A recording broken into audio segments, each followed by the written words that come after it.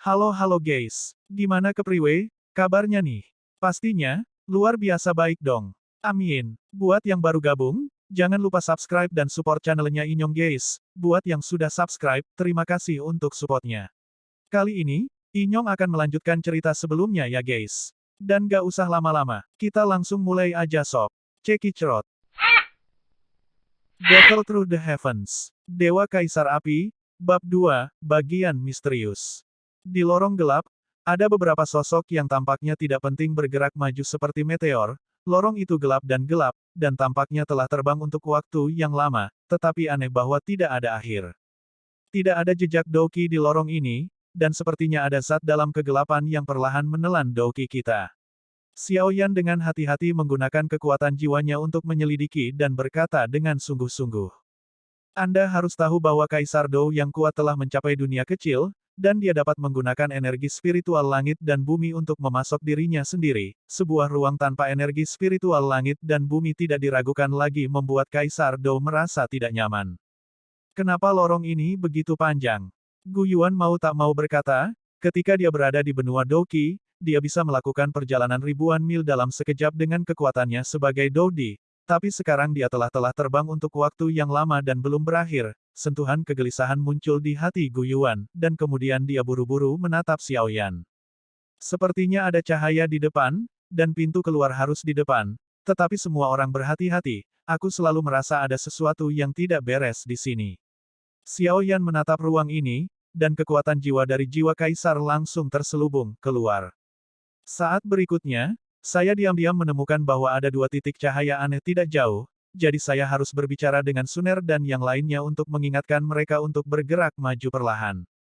Dua titik cahaya kecil dan aneh tiba-tiba muncul di kejauhan dari pintu keluar, seperti binatang buas yang baru saja membuka matanya setelah tidur lama. Tunggu, berhenti. Apa yang kamu lihat? Aneh. Xiaoyan berkata dengan suara yang dalam, dan kemudian mengarahkan jarinya ke dua titik cahaya kecil di kehampaan di sebelah pintu keluar lorong. Gu Yuan, Zukun, Kailin dan Suner melihat ke arah tempat yang ditunjuk oleh Xiaoyan. Bagian itu awalnya gelap, tetapi ruang di kejauhan tidak cocok dengan kegelapan, dan ada sedikit cahaya yang tidak mencolok, sepertinya ada yang salah. Pikiran ini tidak bertahan selama 1 menit di hati semua orang, dan tiba-tiba, sebuah mutasi terjadi. Pada awalnya, saya tidak tahu apa itu, tetapi ketika saya mendekat, saya menyadari bahwa itu adalah sepasang mata. Melihatnya untuk waktu yang lama membuat semua orang bergidik. Hahaha, benua Douki tidak pernah memiliki orang kuat Dou di selama 10.000 tahun. Aku tidak percaya bahwa itu akhirnya muncul kembali hari ini. Kemudian, dengan kekuatan kalian berlima, aku akhirnya bisa dibebaskan sekarang.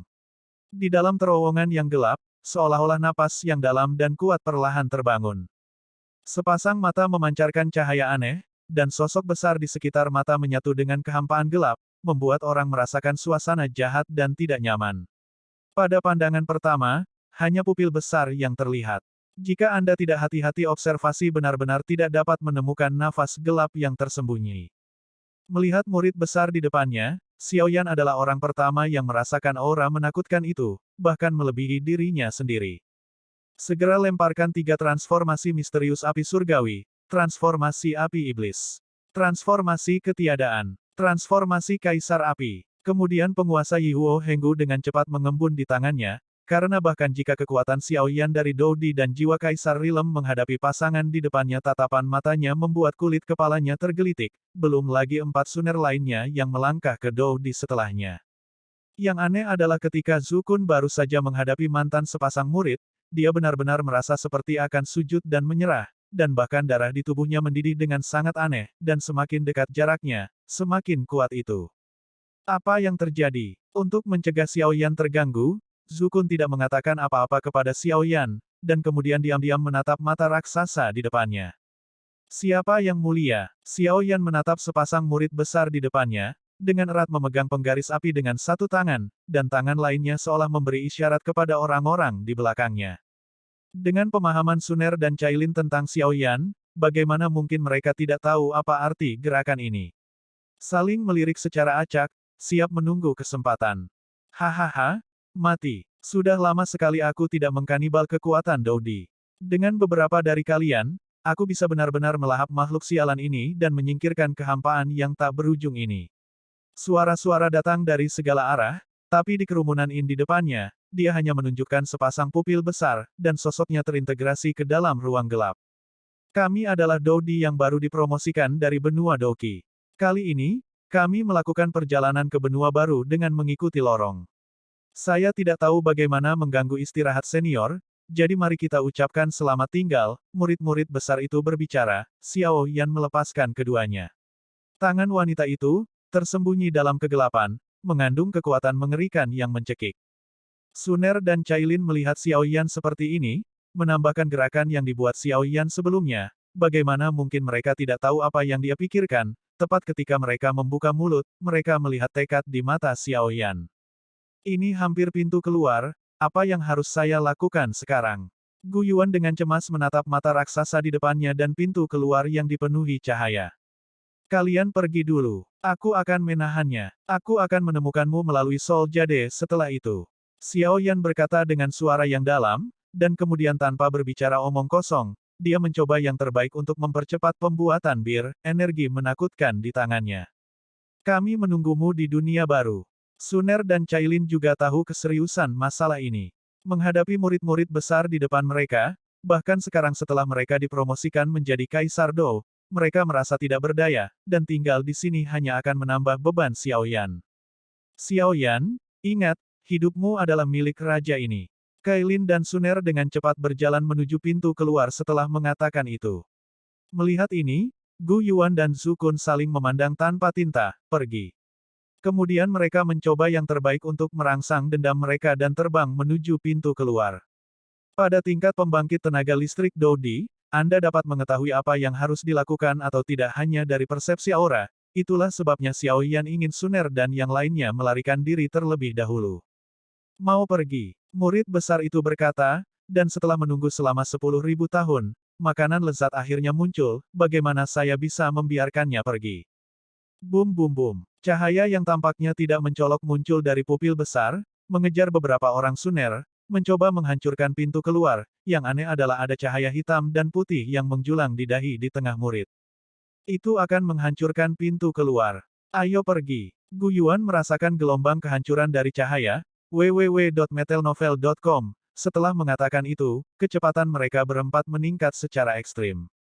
Melihat keempat orang yang melarikan diri menuju pintu keluar akan diblokir, Xiao Yan segera melancarkan serangan untuk mengulur waktu bagi mereka untuk melarikan diri. Kamu bajingan, jika kamu ingin menghancurkan pintu keluar, lewati aku dulu. Huang Quan mengacu pada Huang Quan Palem, seketika menghentikannya. Kemarahan Huang Quan. Kemudian, sementara mata raksasa itu tidak memperhatikan Xiao Yan, ketika yang pertama ingin menghancurkan pintu keluar, Xiao Yan menyerang serangan jiwanya dan mengenai mata raksasa itu secara langsung. Buddha's Fury Fire Lotus. Makhluk tak dikenal sebelum pertemuan Xiao Yan diserang oleh jiwanya sendiri, menyebabkan dia terdiam sesaat. Di tangannya, ada Buddha's Fury Fire Lotus yang terdiri dari 22 warna yang memancarkan aura menakutkan, fluktuasi. Lahir untuk dilahirkan. Pergi. Xiao Yan mengerahkan seluruh kekuatan jiwanya untuk mengendalikan teratai api kemarahan Buddha untuk menghancurkan murid di depannya dengan sekuat tenaga. Xiao Yan, kami menunggumu. Jika kamu mati, aku tidak akan hidup.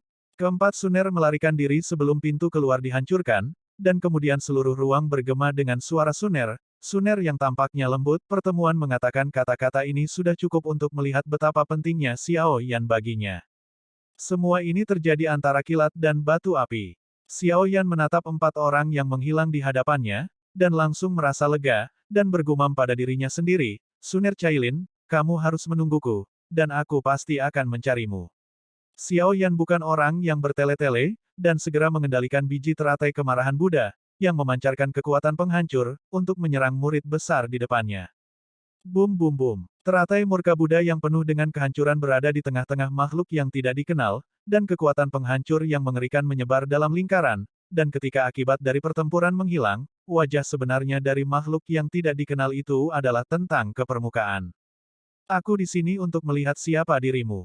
Suara Xiao Yan bergema di lorong misterius ini. Dan, cerita pun berakhir, nantikan part selanjutnya. Hanya di channelnya Inyong. Terima kasih Lur.